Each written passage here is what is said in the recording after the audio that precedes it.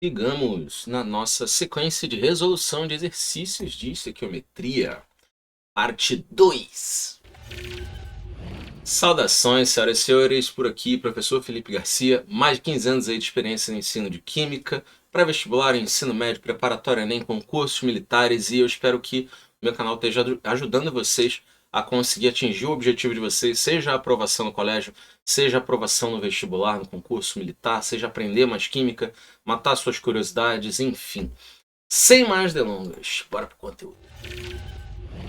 Reduzido aqui ao meu tradicional cantito.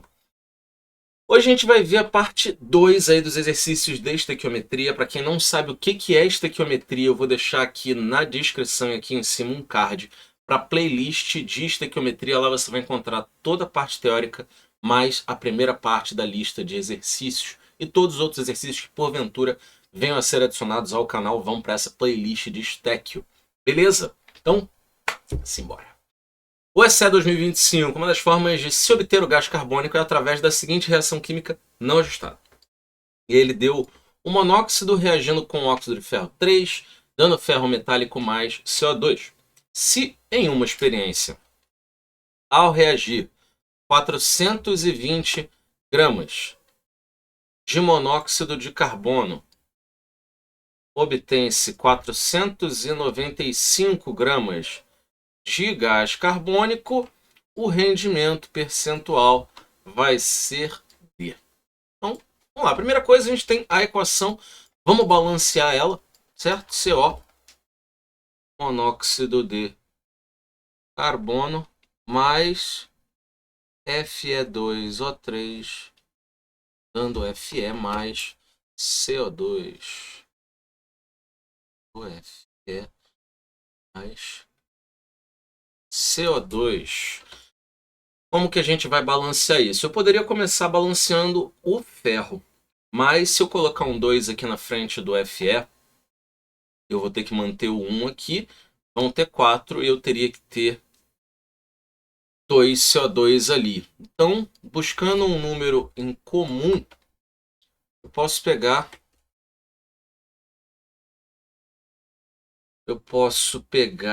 3CO,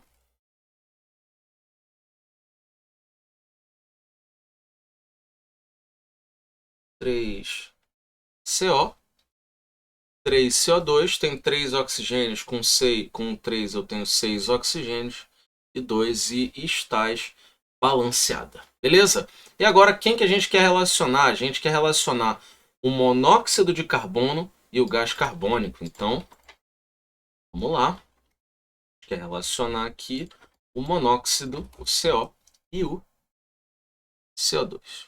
Beleza. Como que começa essa relação? 3 mols de CO formam 3 mols de CO2. Ô Felipe, aqui eu já não posso simplificar? Deve. Se 3 formam 3, 1 forma 1. Agora a gente vai converter para a unidade do nosso interesse. No caso, ele deu uma unidade em massa. 420 gramas de monóxido. Só que a gente ainda não vai colocar os 420, né? A gente só vai colocar a massa molar, né? A gente tem 1 mol de CO, ele deu os dados aqui. Provavelmente tem uma tabela periódica, em algum momento da prova ele te deu, ah não, o SE é no início, né, da prova ela te dá aquelas massas. Então, aqui a gente vai ter 12 gramas do CO, vamos fazer essas massas molares aqui desse lado, que ele fica menos poluído. Massa molar do CO, 12 mais 16, que vai dar 28, e do CO2, que vai dar 12 mais 16 vezes 2, que vai dar 44 gramas por mol. 28 gramas por mol e 44 gramas por mol. Beleza. Então aqui a gente tem 28 gramas de CO formando 44 gramas de CO2. E essa aqui já é a primeira linha da regra de 3. Agora a gente vai inserir esse dado que ele deu para a gente aqui, o 420 gramas de monóxido de carbono.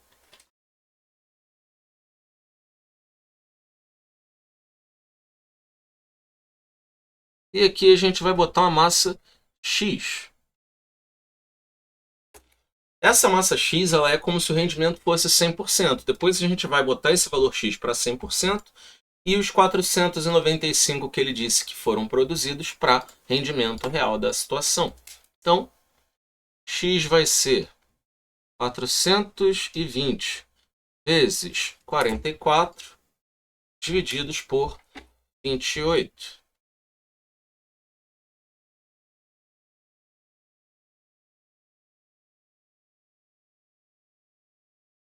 Aqui a gente consegue fazer uma simplificação já de cara. Divide 28 por 4 e 44 por 4 vai dar 11 e vai dar 7. 420 dá para dividir por 7. 7 vezes 6, 42, 60. Então aqui eu consigo também colocar 60 vezes 11, que vai dar 660 gramas de CO2. Isso aqui tá para 100%, 660 gramas de CO2 estão para 100% de rendimento, assim como os 492, foi isso que ele informou ali no enunciado, 495, assim como os 495 gramas de CO2 que ele obteve, estão para o rendimento real. Vou chamar aqui de Y% de rendimento. Beleza? Y vai ser 495 vezes 100 divididos por 660.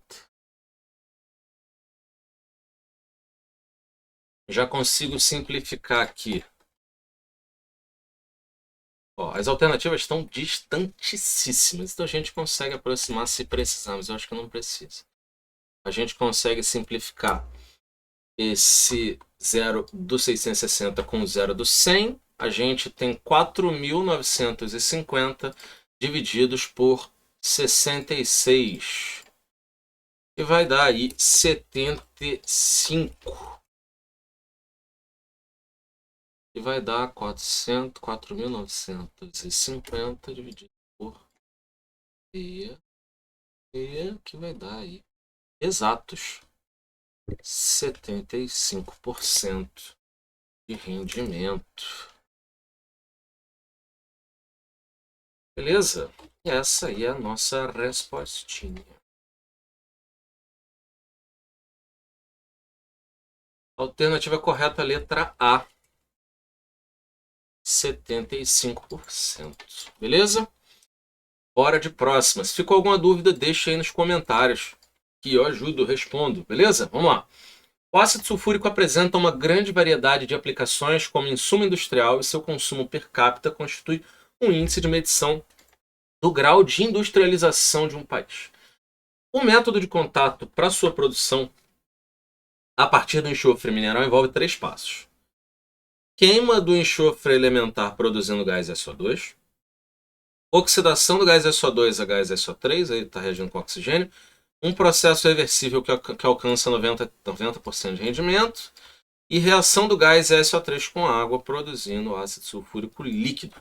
Beleza. Considerando essas informações, a massa de enxofre elementar necessária para produzir. Então, massa de enxofre elementar necessária para produzir 980 gramas de ácido sulfúrico é.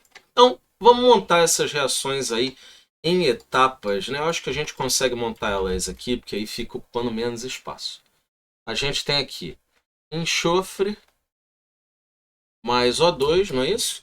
Queima do enxofre elementar produzindo gás SO2. Ok? Oxidação do SO2 a SO3. Então aqui a gente vai ter SO2 mais... Vou botar os coeficientes estequiométricos aqui.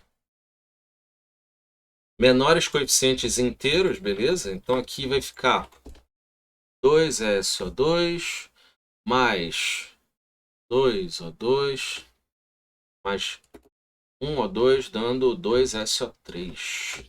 Espaço. H2SO3. Beleza.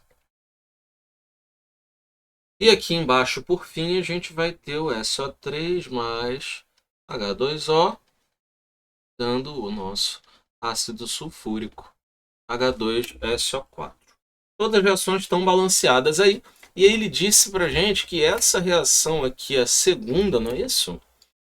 Um processo reversível, então vamos botar uma setinha dupla com rendimento de 90%. Então vamos botar aqui rendimento de 90% e uma setinha dupla. Isso. Então, processo reversível, rendimento de 90%. Ok. E a gente está querendo chegar na relação entre enxofre elementar e H2SO4. Só que a gente tem três reações, então a gente tem duas alternativas. Ou a gente soma elas, chega numa equação global e relaciona eles dois diretamente, ou a gente relaciona enxofre com SO2, SO2 com SO3 e SO3 com H2SO4, porque são o que elas têm em comum. Essa reação de cima, ela vai ter em comum o SO2 com a reação de baixo, e essa reação do meio vai ter o SO3 em relação à reação de baixo. Então, a gente vai ligando os pontos em comum, ou a gente soma todas elas e consegue chegar numa equação global. Só que para somar todas elas, eu tenho que justamente achar o elo que elas têm em comum e conseguir cortar eles dos dois lados. Então, o que elas têm em comum? SO2 e SO2, a primeira com a segunda. Então, o que eu vou fazer para conseguir cortar o SO2? Eu vou multiplicar a primeira inteira por 2. E aí fica 2SO2, 2O2, 2S. Beleza? Consegui já simplificar. Só que a segunda tem 2SO3 e o elo comum dela com a última é justamente o SO3. Então, o que eu vou fazer? Eu vou multiplicar a última também por 2 para que eu consiga cortar esse SO3 com o SO3. Multipliquei a equação inteira, beleza? E aí, multiplicada a equação toda, eu consegui cortar SO2 com SO2, SO3 com SO3, e a gente vai chegar numa equação global aqui, que vai ser 2S mais 3O2, que é 2 da primeira mais 1 da segunda, mais 2H2O, dando 2H2SO4. Mas, Felipe, ele falou que o rendimento é um problema só da segunda etapa. Como é que a gente vai trabalhar com esse rendimento individual para a segunda etapa? Pensa assim, se todas as etapas, menos a segunda, têm 100% de rendimento, então o rendimento da equação global vai ser a multiplicação desses rendimentos. 100% vezes 90 vezes 100. Ou seja, o rendimento da global também vai ser 90%. Se eu tivesse em cada uma dessas etapas aqui um rendimento menor que 100, o rendimento da global ia ser a multiplicação deles todos. Como aqui eu tenho 100% em duas das três etapas e 90% em uma, então o rendimento da global é 90%, beleza? E agora sim eu consigo relacionar diretamente o enxofre com o ácido sulfúrico.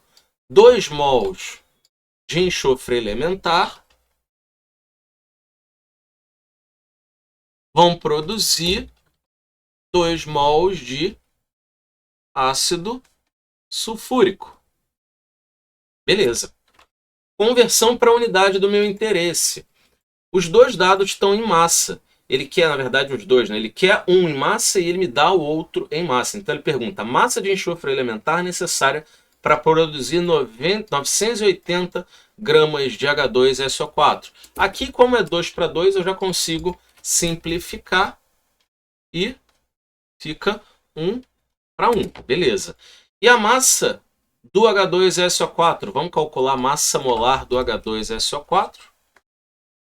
Ele deu lá no início da prova todos os valores de massa que a gente precisa. Beleza? Então não se preocupa em memorizar isso. Mais 4 vezes 16, isso aqui é igual a 98 gramas por mol. Beleza? Então aqui 1 mol de enxofre elementar. 32 gramas de enxofre elementar. 1 mol de H2SO4, 98 gramas. Só que a gente tem um problema do rendimento. Aqui não vai produzir de fato 1, porque o rendimento é 90%. Então, aqui eu multiplico por 0,9. Aqui eu multiplico por 0,9.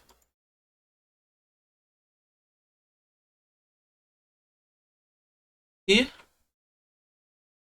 aqui embaixo, quanto eu quero obter? 980 gramas de H2SO4. Aqui, quanto eu vou precisar? X gramas de enxofre. X vai ser 980 vezes 32 divididos por 98 vezes 0,9. Simplificando 980 com 98, 10 e 1. Aqui eu tenho dois números que são divisíveis por 3. Por 9... Por 9 não, por 3 sim. Por 3, não, por 3 eu não tenho. O 32 não é por 3. Então, fazer conta. 320 divididos por 0,9. 355,6 gramas de S. Beleza? Eu poderia botar isso aqui como 9 vezes 10 a menos 1. Subir o 10 a menos 1 como 10 a 1. Botar 3.200 dividido por 9 também funcionaria. Beleza? Então tá aí. 355,5555. Né? A gente vai tratar aqui a letra B como o gabarito. Show? Então, tá aí gabarito, letra B. Beleza? Tranquilo? Ficar dúvida, fala nos comentários. E se esse vídeo já está te ajudando, se você está conseguindo entender a matéria, se você tem sugestão de próximos vídeos, já deixa teu like, se inscreve no canal, ativa o sininho, deixa um comentário e simbora. 3. O cimento Portland, essencial na construção civil, obtido pela calcinação do calcário. Calcinação do calcário, que se decompõe em óxido de cálcio e dióxido de carbono em alta temperatura, beleza. Para responder, use os dados abaixo. E aí a gente tem as massas molares, a massa de óxido de cálcio produzida a partir da decomposição térmica de 800 kg de calcário, supondo 90% de rendimento. Então, vamos lá. Primeira coisa que a gente vai fazer, montar a reação. Essa reaçãozinha aqui, já diria professor Márcio Careca, trivial. É a reaçãozinha de decomposição aí do carbonato, né? A calcinação nada mais é do que uma decomposição em alta temperatura, né? A gente vai chegar aí a temperaturas de 700, 800 mil graus, né? Para a gente conseguir decompor isso termicamente. E agora, quem que ele está querendo relacionar? Ele está querendo saber a massa de óxido de cálcio produzida a partir de 800 kg de calcário com rendimento de... Ele quer saber massa de CaO a partir de uma massa de calcário com 90% de rendimento. Vamos anotar esse rendimento aqui. Vamos lá. Rendimento de 90%. Show de bola. Agora, sabendo que a gente tem já o rendimento e a gente tem a equação balanceada, vamos usar as unidades do nosso interesse. Aqui a gente pega esse espacinho aqui de baixo para a gente calcular as massas molares, que a gente vai precisar. Massas molares de CaCO3, 40 mais 12 mais 3 vezes 16, que dá igual a 100 gramas. E CaO, 40 mais 16, que dá igual a 56 gramas para cada mol. Beleza. Ele perguntou massa de óxido de cálcio e ele deu uma massa de calcário. Então vamos lá. A gente sabe que aqui 1 mol de CaCO3 vai produzir... Vamos jogar isso para o outro lado. Converter a unidade, quando a gente converter, a gente joga para o outro lado. Produziria 1 mol de CaO, só que o rendimento é de 90%. Então, é 1 mol vezes o rendimento, vezes 0,9. E aí sim a gente tem o CaO. Agora vamos converter para as unidades que são do nosso interesse. Acho que dá para fazer aqui mesmo. 100 gramas de CaCO3 estão para 56 vezes 0,9 gramas de CaO. Por que 56 vezes 0,9? Porque é um rendimento de 90%. Então, eu não vou produzir 56 gramas. Eu vou produzir 90% de 56. E aqui agora ele botou 800 quilogramas. E a resposta está em quilogramas também. Então, vamos colocar aqui 800 quilogramas. Felipe, eu posso botar grama em cima e quilo embaixo, desde que eu adicione o quilo do outro lado também. Eu tenho que entender o seguinte: se eu adicionei da primeira para a segunda linha da regra de 3 um prefixo quilo, do outro lado eu vou colocar quilo também. Ah, mas Felipe, se for mol, existe quilomol? Quilo é 10 a 3. 10 a 3 mol. Beleza? Então, X aqui, a gente consegue ver que é 800 vezes 56 vezes 0,9 divididos por 100. E aí, essa é a conta mais fácil do seu dia. Simplificou os dois zeros. 8 vezes 56 vezes 0,9. 8 vezes 56, 448. 448 menos 44,8. 448 menos 44 dá 404. 404 menos 0,8. 403,2. 403,2 quilogramas de CaO. Beleza? E ele botou aproximadamente 403. 403. Beleza pura? PUC, Paraná. A reação de decomposição do carbonato de cálcio, olha ele de novo, está fortemente ligada a diferentes processos físico-químicos que vão desde a uma rachadura na parede de uma construção até efeitos relacionados à degeneração dos corais do oceano, com elevação da acidez dos mares devido à liberação de gás carbônico no sistema aquoso. Observe a equação química que representa esse processo. E tá aí. Decomposição é literalmente a mesma reação que a gente colocou aqui em cima, só que aqui ele colocou estados físicos, né? A gente forma gás, a partir de um sólido, decompõe, forma um sólido, outro gás. Considere que em um experimento que seguia as condições CNTP, então vamos sublinhar isso. Condições normais de temperatura e pressão, condições normais de temperatura e pressão. Uma amostra de 80 gramas com 76% de pureza em carbonato de cálcio tenha sido decomposta. Para esse experimento, qual será o volume aproximado de gás carbônico gerado na CNTP? Então, a reação já está dada para a gente. A gente já sabe que, balanceando a equação, a gente tem basicamente o que a gente já viu ali em cima. Só que agora a gente está querendo comparar o CaCO3 com o CO2. Porque a gente quer saber, a partir de uma massa com uma determinada quantidade de pureza, qual é o volume de CO2 que a gente forma.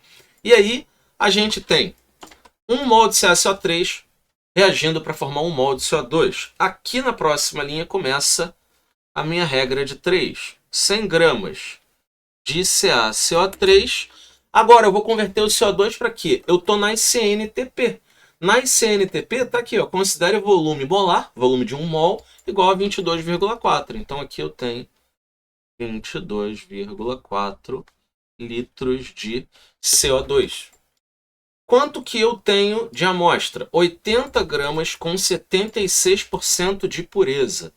Então 80 gramas vezes Aqui, 80 gramas vezes 0,76 CaCO3. Por que vezes 0,076? Eu estou justamente descontando a impureza. Eu só tenho 76% desses 80 gramas que são de fato carbonato de cálcio. E aqui eu tenho um volume X litros de CO2. Quanto que vai ser X? 80. X vai ser 80 vezes 0,76 vezes 22,4 divididos por 100. Moleza! Já simplifiquei aqui 80 com 100, virou 8 sobre 10. Agora é só fazer continhas. 8 vezes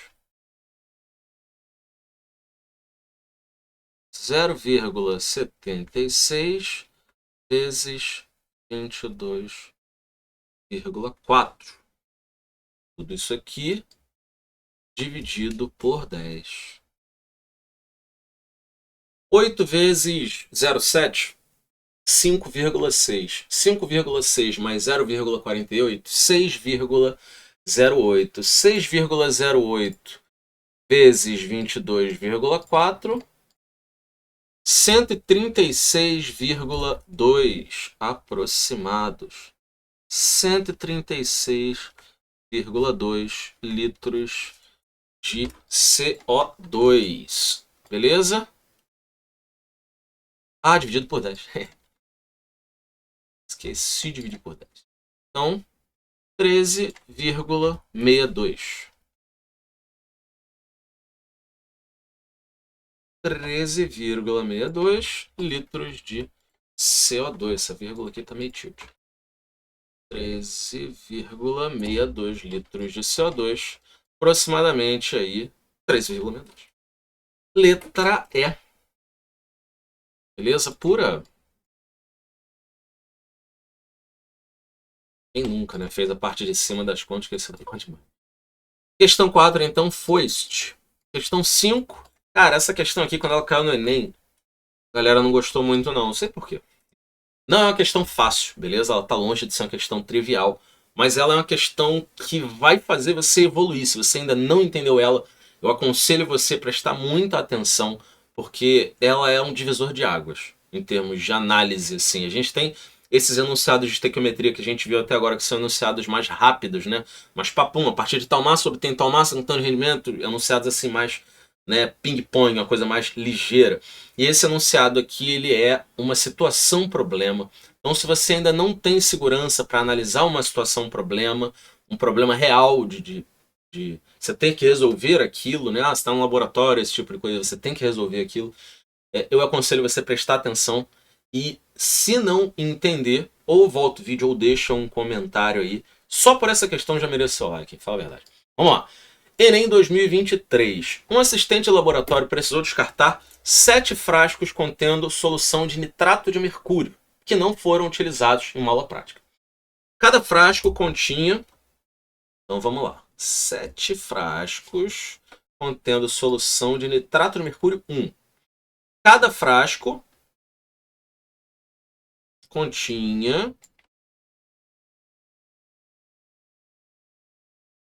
5,25 gramas de nitrato de mercúrio 1, dissolvidos em água.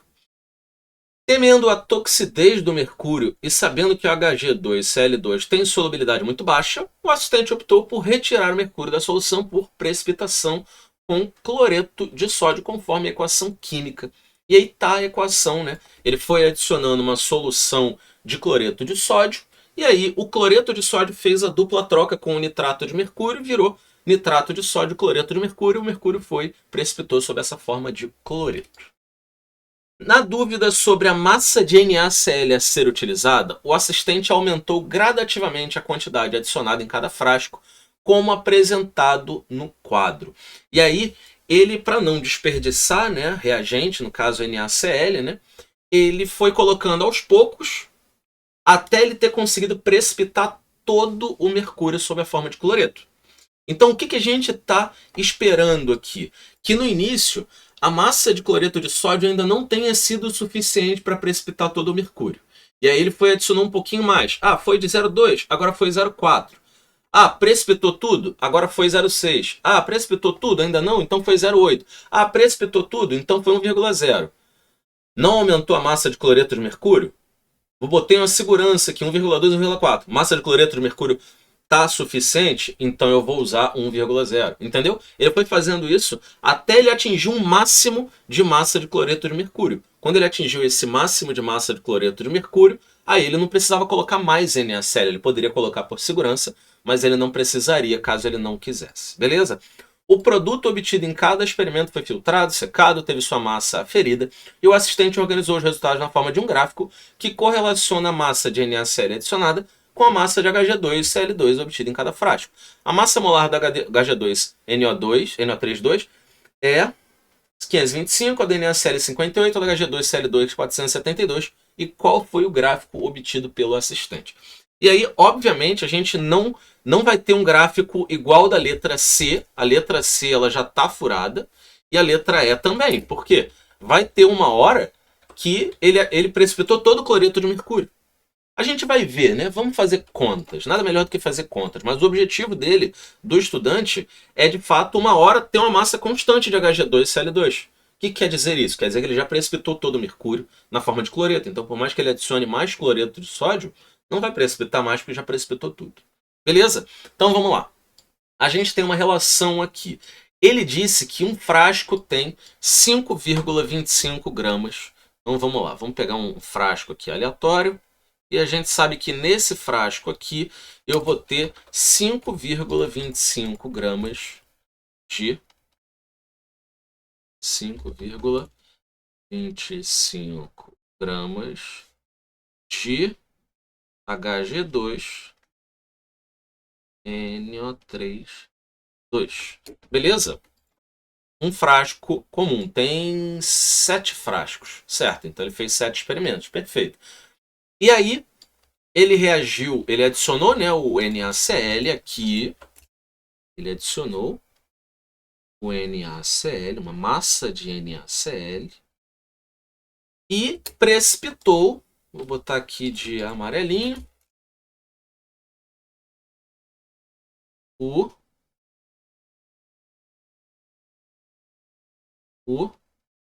Hg2, H2 não, Hg2Cl2. Beleza. Beleza pura. Vamos ver qual é a proporção na qual eles reagem para ver qual é a massa mínima que eu tenho que adicionar para precipitar todo esse mercúrio na forma de cloreto. A gente sabe que 1 mol de Hg2NO3 reage com 2 mol de HCl. Então, a nossa relação começa assim. 1 mol de Hg2NO3 2 reage com... Isso aqui um tiquinho para cá, reage com 2 mols de NaCl. Beleza? Beleza. Agora a gente vai converter para a unidade que é do nosso interesse. Ele deu aqui a massa do Hg2NO3 2, 525. Então aqui eu tenho 525 gramas de Hg2NO3 2 reagindo com 2 vezes 58,5 gramas de NaCl. Beleza. Quanto que tem em cada frasco? 5,25. Olha que número maravilhoso, Felipe. Você já abre um sorriso. Hg2NO3 2. Beleza pura. Qual vai ser a massa aqui? X. E aí? Mole assim. Só dividir os dois lados por 100, não é? 5,25 é 525 divididos por 100. São 525 dividido por 100, então Se você quiser fazer assim, já sai direto.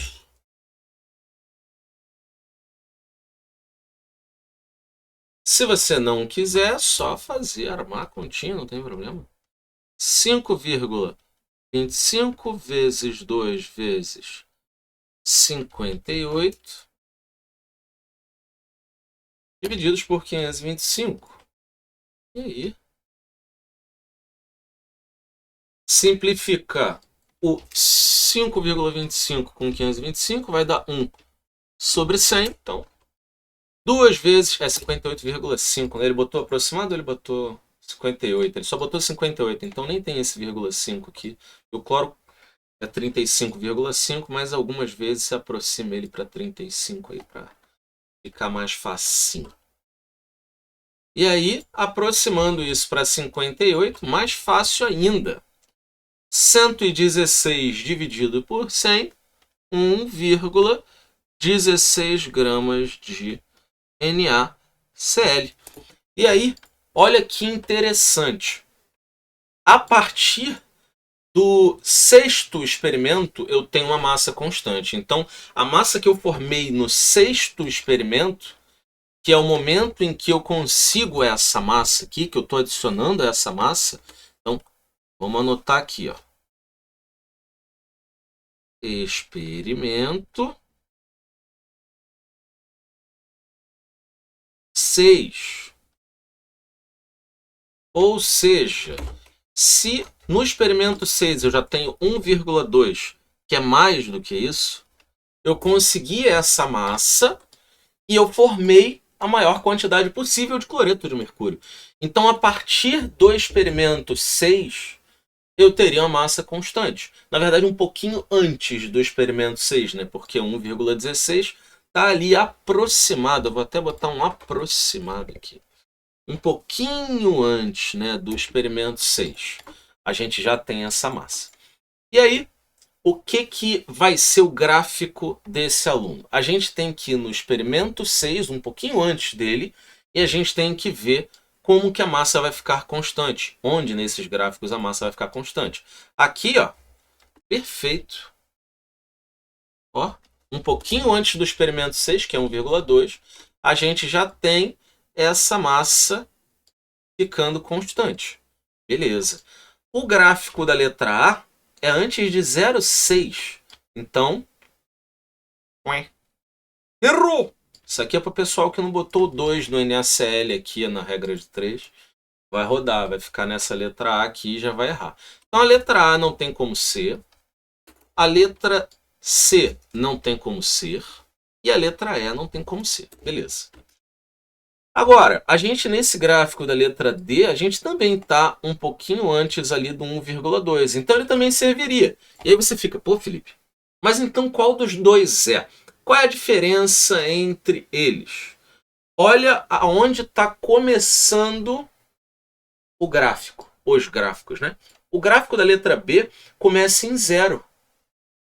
E o gráfico da letra D já começa, sem eu ter adicionado nenhum cloreto de sódio, ele já começa em 2,5. Então, tipo assim, formou cloreto de mercúrio com cloro a partir do quê? Essa é a pergunta. Então, obviamente, a gente tem aqui uma coisa que não faz o menor sentido. Como que eu já vou ter, antes de eu ter com massa zero de cloreto de sódio, eu já vou ter 2,5 gramas de cloreto de mercúrio? Entendeu? Não faz muito sentido. Concordam? Então, é exatamente sobre isso. E aí, esse gráfico da letra B se torna a única coisa possível, o único deles que é possível. Então, o que quer dizer isso aqui? Quer dizer que eu já tenho, no gráfico da D, 2,5 gramas de Hg2Cl2 sem ter cloreto. E aí, tipo, como assim? Não tem cloreto. Eu não adicionei NaCl. Obviamente, a letra D é furada. E a letra B é a nossa respostinha. Beleza pura? Felipe, aqui nessa questão ele deu o dado, a massa molar do Hg2Cl2. Eu não preciso usar ela para nada? Olha, você pode usar ela para você ver quanto que eu formo de Hg2Cl2 a partir de 5,25 gramas de nitrato. Mas isso aí vai dar algo um pouquinho abaixo de 5, que é justamente o que os dois gráficos têm em comum. Então essa massa final de Hg2Cl2, ela já está meio que definida. A gente sabe que não vai ser crescente toda a vida, então a CE já descarta. E a gente sabe que todos os outros, A, B e D, estão ali um pouquinho abaixo de 5. Então a gente poderia fazer essa conta? Sim. Mas ela não ia ajudar a gente. A gente poderia também ver 4 e pouco aqui, a massa que a gente encontrou de Hg2Cl2, quanto que a gente precisaria de NaCl. E aí já ajudaria a gente a achar a resposta, mas aí seriam 2 regras de 3. Eu aqui já fiz direto. Quanto precisa de NaCl para precipitar todo o Hg2NO32 do recipiente? Ah, eu preciso... Nossa Senhora. Eu preciso de 1,16 gramas. Então, um pouquinho antes de 1,2, eu já precipitei tudo. A massa fica constante. Quando chegar em 1,2, no experimento 6, a massa já está constante. Está constante desde antes. Antes um pouquinho de 1,2. Entenderam? E por hoje é só, povo lindo. Ficou alguma dúvida? Gostou do vídeo? Não gostou? Dá uma sugestão, escreve aí nos comentários sua crítica, seu pedido de próximo vídeo, sua dúvida caso não tenha entendido alguma parte do vídeo. Muito obrigado aí pela presença. Se você puder me seguir lá no Instagram, @professorfelipeG, se puder dar um like aí, se inscrever no canal, ativar os sininhos, compartilhar os vídeos com os amigos para que esse conteúdo chegue e ajude o máximo de pessoas possível. Vai ser muito bom para mim e muito bom para elas. Beleza? Beijo grande, se cuidem e até a próxima. Valeu!